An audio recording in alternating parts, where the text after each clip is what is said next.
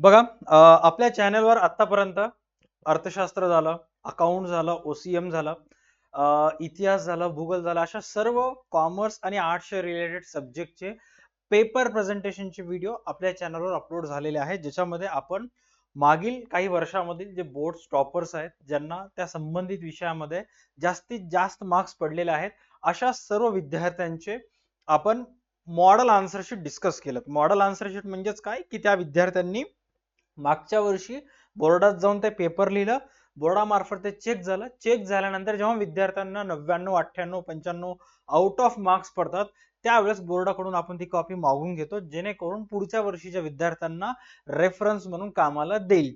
अशाच पद्धतीनं आपल्या जवळ संस्कृत 2024 बोर्डाचा पेपर हाती लागलेला आहे, ज्याच्यामध्ये संबंधित विद्यार्थ्याला 80 पैकी 75 गुण म्हणजेच जवळपास 100 पैकी 95 मार्क्स आहेत. बघा, मॅक्सिमम जर वर्गामध्ये 100 मुलं असतील तर 100 पैकी 60 मुलं हा या हिंदी सब्जेक्ट कडे जातात, राहिलेले 30 मुलं मराठीकडे जातात आणि फक्त 10%च मुलं जे आहेत जे संस्कृत घेतात. त्याच्या मागचं एक एक युनिक एक वेगळंच लॉजिक असतं, ते म्हणजे हे की 10वीला संस्कृतमध्ये जास्त मार्क पडले होते, त्यामुळे मी 12वीला घेतलं, असं काहीतरी लॉजिक वेगळं असतं. 10वीला घेतलं याचा अर्थ 12वीला पडतील असं नाही. किंवा संस्कृत हा सब्जेक्ट मुळामध्ये तर देववाणी आहे, त्याबद्दल टोटल रिस्पेक्ट आहे, बट जे नेट सेट करणार आहेत, पुढे जाऊन टीचर्स होणार आहेत, अशाच मुलांना संस्कृत 12वीला घ्यायला पाहिजे असं मला पर्सनली वाटतं.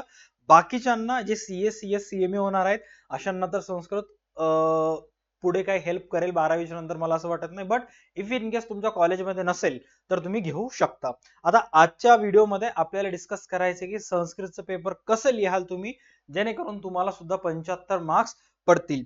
व्हिडिओ पुढे नेण्याच्या अगोदर जेवढेही टीचर्स किंवा जेवढेही मुलं हा व्हिडिओ पाहत आहेत, त्या सर्व विद्यार्थ्या सर्व टीचर्स कडून एक्सपेक्टेड असेल की सपोज जर तुम्हाला या व्हिडिओमध्ये जे PDF माझ्या बॅकग्राऊंडला तुम्हाला दिसत आहे, जो की संस्कृतचा मॉडेल आन्सर शीटचा पेपर असतो, तुम्हाला हा व्हिडिओ पूर्ण बघायचा नाहीये. मॉडेल आन्सर शीटचा पेपर आणि प्रश्नपत्रिका दोन्ही हवा असेल, प्ले स्टोअरला जाऊन DA2 अकॅडमीचा ऍप डाउनलोड करा. तिथं 100 रुपीजचा 12th commerce and arts notes expert आहे. 113 रुपयाचा हा कोर्स आहे, परचेस करून टाका. त्याच्यामध्ये तुम्हाला याचं PDF मिळेल, प्रश्नपत्रिका आणि उत्तरपत्रिका दोन्हीचे PDF मिळेल, आणि तुम्ही व्यवस्थित ओन लेवलवर चेक करू शकता की विद्यार्थ्यांना कशा पद्धतीनं पेपर लिहिला होता आणि कशा कशा पद्धतीने त्याला मार्क्स मिळालेले आहेत. ऑल राईट, जर तुम्ही सायन्सचे असाल तर सायन्सचे सुद्धा 100 रुपीजचा एक कोर्स आहे, तो परचेस करा. तिथे तुम्हाला हा PDF मिळून जाईल. बघा, संस्कृतचा जो टोटल पेपर आहे, हा पेपर 8 विभागांमध्ये विभागलेला आहे. जर ओव्हरऑल पाहायला गेलं तर इंग्लिश आणि मराठीच्या किंवा हिंदीच्या तुलनेत जास्तीत जास्त विभाग जे आहेत हा संस्कृतमध्ये आहेत. बट कम्पॅरेटिव्हली ज्यांचं संस्कृत आहे त्यांनाच माहित असेल की हा मुलाचा पेपर जो आहे हा 20 पेजेस मध्येच गुंडाळला गेलेला आहे. आमच्या कॉमर्समध्ये अर्थशास्त्र आणि OCM सारखे सब्जेक्ट आहेत, याच्यामध्ये जर 90 पेक्षा जास्त 95-96 मार्क घ्यायचे असेल तर मुलांना मेन 28 पेजेसच्या पुरवणी नंतर मेन जी उत्तर पत्रिकेची मेन पुरवणी असते, मेन प्रत, त्याच्यानंतर सुद्धा पुरवणी आणखी 3-4 घ्यावे लागतात. बट या विद्यार्थ्यांना 18 पेजेस मध्ये अशा पद्धतीने पेपर संपवलेला आहे की ज्याला 95 मार्क्स आलेले आहेत. आता हे 8च्या 8 विभाग कशा पद्धतीने लिहायचं बघा. पहिला जो विभाग असतो तो 6 मार्कासाठी असतो आणि अतिशय सोपं विभाग असतो. याच्यामध्ये तुम्हाला काही कृती करायला सांगण्यात येतात, जसे की पहिलं चेक करा प्रथम विभाग, ज्याच्यामध्ये तुम्हाला काही चित्र दाखवलेले आहेत आणि त्या चित्रांना संस्कृत भाषेत काय म्हटलं जाते एक्झॅक्ट ते तुम्हाला सांगायचं आहे. आता हे 3 चित्र आहेत, या 3 चित्रांना काय म्हटलं जाते तर विद्यार्थ्यांना काय अशा पद्धतीने लिहिला. जो पहिला आहे तो तीव्र आरोह, दुसरा आहे चलभाष निषेध, म्हणजे त्या जो सेकंड नंबरची इमेज होती त्याचा अर्थ आहे की इथं तुम्ही मोबाईल वापरू शकत नाही. चलभाष इथं कसं आहे, निषेध आहे. त्याच्यानंतर जे आहे वीरमत. ओके, अशा पद्धतीचे 3 चित्र आहेत, तिन्हीच्या 3 त्याला मार्क्स मिळालेले आहेत. त्याच्यानंतरचा जो प्रश्न होता तो काही कृती तुम्हाला सांगण्यात आले होते, जसे की इथं एक तक्ता देण्यात आलेला आहे. जसे की तक्त्यामध्ये 3 वेगवेगळ्या विभागात विभागणी करण्यात आलेला आहे, नाट्यम, वाद्यम, कला. आता कलाशी बाबतीत इथील कोणते कोणते गोष्टी येऊ शकतात, वाद्यमशी रिलेटेड खाली दिलेले उत्तर आहेत किंवा ऑप्शन्स आहेत, ते काय काय येऊ शकतात तुम्हाला ऍज इट इज जिथे जे येते ते टाकायचं आहे. या विद्यार्थ्यांना अशाच पद्धतीने केलं आणि त्याला 3 पैकी 3 मार्क मिळाले. म्हणजे विभाग 1 जे आहे ते विदिन पहिल्या 5 ते 6 मिनिटांमध्ये जर तुमचा अभ्यास प्रॉपर पद्धतीने झाला असेल तर तुम्ही ते सॉल्व्ह करू शकता. दुसरा विभाग जो प्रश्नपत्रिकेतला आहे तो आहे द्वितीय विभाग पद्यमशी संबंधित, ज्याच्यामध्ये तुम्हाला वापस काही कृती करायला सांगण्यात येतात. एकूण जवळपास तुम्हाला 12 गुणांसाठी हा प्रश्न विचारण्यात येतो, ज्याच्यामध्ये तुम्हाला अवबोधनम, पृथक्करणम, शब्दज्ञानम असे काही कृती करावे लागतात. अन्वयपूर्तीही सरलार्थ, ज्याच्यामध्ये आता बघा सर्वात पहिले इथं 3 पैकी 2 3 तह कोणतेही 2 तुम्हाला सॉल्व्ह करायचे आहेत. सो या स्टुडंटनं काय केलेलं आहे, प्रॉपर पद्धतीनं पहिले जे 2 प्रश्न होते, पहिला प्रश्न अवबोधनम हा नाही सॉल्व्ह केला. हा प्रश्न आहे जो अवबोधनमशी संबंधित आहे, यानं ह्याला स्किप केलं. त्यानंतर तो डायरेक्ट गेला पृथक्करणमशी संबंधित, इथं प्रवाही जालम पूरयती, इथं एक साखळी देण्यात आलेला आहे. इथं काही असे इन्सिडेंट सांगण्यात आलेले आहेत जे की पहिला हा इन्सिडेंट येईल, मग त्याच्यानंतर हा, मग हा आणि मग हा. इथे जे दिलेले आहेत ते तुम्हाला ह्याच्यामध्ये इन्सर्ट करायचे. बस त्यानं तर व्यवस्थित प्रॉपर पद्धतीनं ते इन्सर्ट केलं, ज्याचे त्याला व्यवस्थित 2 पैकी 2 मार्क मिळालेले आहेत. ऑलराईट, आता ज्यांचा विषय संस्कृत आहे ते माझ्यापेक्षा जास्त चांगल्या पद्धतीने याच्याशी रिलेट करू शकतात, कारण माझा संस्कृतचा संबंध 10वीला संपलेला आहे. 11वी 12वी मला पुढे जाऊन MBA सारखा कोर्स करायचं होतं आणि त्यावेळी मी ऑलरेडी कंप्लीट केलेलं सुद्धा आहे.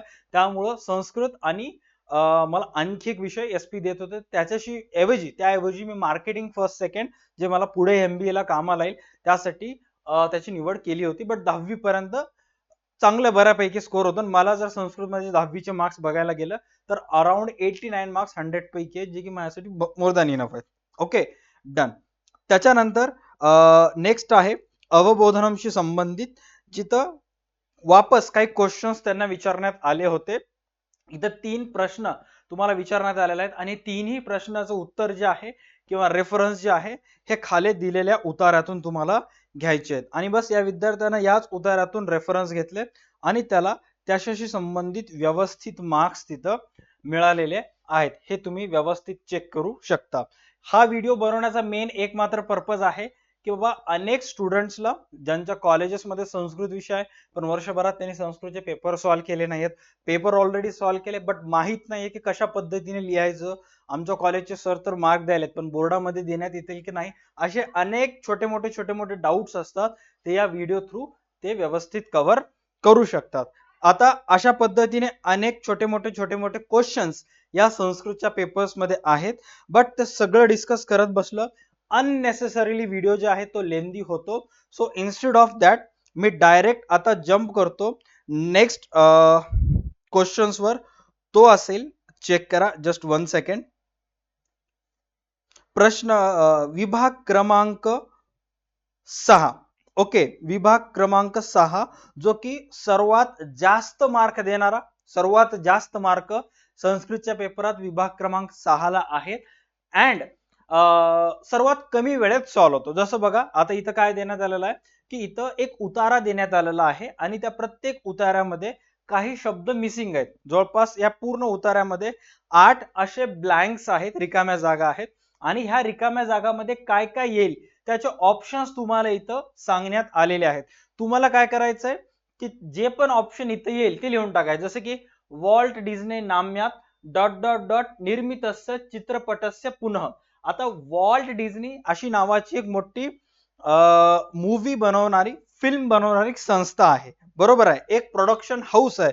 मग आन्सर तिथं काय येईल, निर्मिती संस्थाया असं तिथं आन्सर येईल. तर विद्यार्थ्यांना सुद्धा काही अशाच पद्धतीनं व्यवस्थित पूर्णच्या पूर्ण रिकाम्या जागा ते फिल केल्या आणि 8च्या 8 अचूक रिकाम्या जागा भरल्यामुळं 8 मार्क्स त्याला मिळालेले आहेत. म्हणजे जर तुमचा अभ्यास व्यवस्थित असेल आणि एक वेळेस व्यवस्थित पॅराग्राफ वाचून कुठं काय आहे ते काय नाही असं तुम्ही जर प्रश्नपत्रिका तुमच्या हातात असेल तर हे पॅराग्राफ तुम्ही वाचायला स्टार्ट केलं तर लगेच तुम्हाला वाटलं की बाबा पहिल्या रिकाम्या जागाच्या ठिकाणी आन्सर निर्मिती संस्था येईल तर उत्तर प्रश्नपत्रिकेवर लगेच त्याच्या खाली लिहून असं गोल करायचं, जेणेकरून तुम्हाला क्लिअर होईल.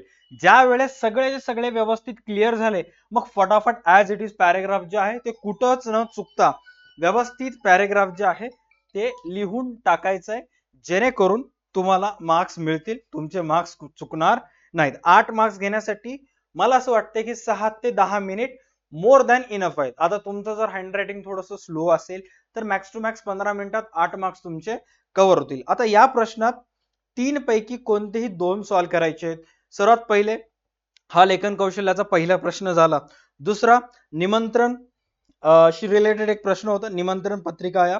त्यानंतर नेक्स्ट प्रश्न होतं एक वाक्य किंवा एक टॉपिक तुम्हाला देण्यात येतात, 3 टॉपिक देण्यात येतात. 3 पैकी कोणत्याही एका टॉपिकवर तुम्हाला निबंध लिहायचा आहे. भारत विद्या, परोपकार, मम प्रिय अभिनेता. मग या विद्यार्थ्यांना काय केलं, परोपकार या टॉपिकवर निबंध लिहिला आणि व्यवस्थित निबंध बघा किती वेळी लिहिला, 1 2 3 4 5 6 7 8 9 10 11 12 13, जवळपास 13 वेळी व्यवस्थित निबंध लिहिलं, कुठं काही चुकलं नाही. 8 पैकी 8 मार्क्स त्याला मिळाले. म्हणजे हे 16 मार्काचा प्रश्न तुम्हाला कव्हर करण्यासाठी 20 to 25 minutes more than enough आहेत, राईट. त्यानंतर विभाग क्रमांक 7 आणि विभाग क्रमांक 8. आता ह्या 7 आणि 8 मध्ये कोणते कोणते प्रश्न आले तुम्ही चेक करू शकता. बट त्या विद्यार्थ्यांना कशा कशा पद्धतीने त्या सगळ्याचे आन्सर लिहिले ज्याला करून 75 मार्क्स मिळाले, याच्यासाठी साधा सिंपल उपाय, प्ले स्टोअरला जा, ज्याची लिंक डिस्क्रिप्शन मध्ये दिलेला आहे. DH2 अकॅडमीचा ऍप डाउनलोड करा आणि तिथून 12th commerce and arts notes expert, जर तुम्ही कॉमर्स आणि आर्ट्सचे असाल तर कॉमर्स आणि आर्ट्सचं घ्या, सायन्सचे असाल तर 12th सायन्स नोट्स एक्सपर्ट नावाचा कोर्स परचेस करा. तिथं व्यवस्थित तुम्हाला ही उत्तर पत्रिका दिसेल, डाउनलोडचा ऑप्शन असेल, इंटरनेट ऑफ करून सुद्धा डाउनलोड तुम्ही ऍप स्टोरेज मध्ये व्यवस्थित पाहू शकता. उद्या जर संस्कृतचा पेपर असेल, जसं की या वर्षी जर 2025 बोर्डशी संबंधित जर डिस्कस करायला गेलं तर या वर्षी व्हॅलेंटाईन डेच्या दिवशी तुमचा संस्कृतचा पेपर आहे. ओके, आणि मग तो जर दिवस चांगला जायचा असेल, मी जर तुमच्या ठिकाणी राहिला असता 13 तारखेला रात्री विश वगैरे केल्यानंतर व्यवस्थित एक्झाम डेच्या मॉर्निंगच्या दिवशी सकाळी प्रॉपर पद्धतीनं तो PDF ओपन केला असता आणि बघितला असता की एक्झॅक्ट या विद्यार्थ्यानं कशा कशा पद्धतीने पेपर लिहिलेला आहे जेणेकरून त्याला मार्क्स मिळाले. आणि सेम तशी स्ट्रॅटेजी मी माझ्या स्वतःसाठी वापरली असते जेणेकरून मला सुद्धा चांगले मार्क्स मिळाले असते. सो बेस्ट ऑफ लक. 14 फेब्रुवारीला जर संस्कृतचा पेपर यावर्षी चांगला जायचा असेल तर व्यवस्थित तो PDF व्यवस्थित पहा. Not even 2025 board but also not only 2025 but also 26-27 साठी ते सुद्धा कामाला येईल. ऑलराईट, व्हिडिओ आवडल्यास व्हिडिओला लाईक करा, चॅनलला सबस्क्राईब करा. आर्ट्सचे जर असाल तर राज्यशास्त्र, भूगोल अशा विषयांचे महत्त्वाचे प्रश्न, पेपर प्रेझेंटेशनचे व्हिडिओ चॅनलवर पडलेले आहेत.